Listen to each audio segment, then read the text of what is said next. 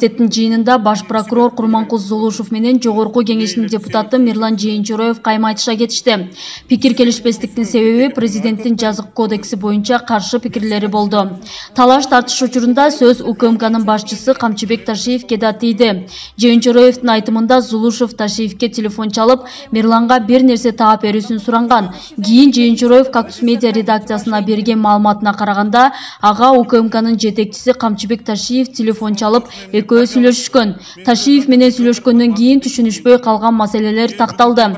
Жана комитетте айтылган маалымат так эмес жана ушак экени аныкталды, деди депутат. Курманкул Токторович, мен айтып коеюн. Сиздин жанагы Камчыке Мирланга бирдеке таап берчи, мен тилим укпай жатыр дегенде. Андай кылбаңыз.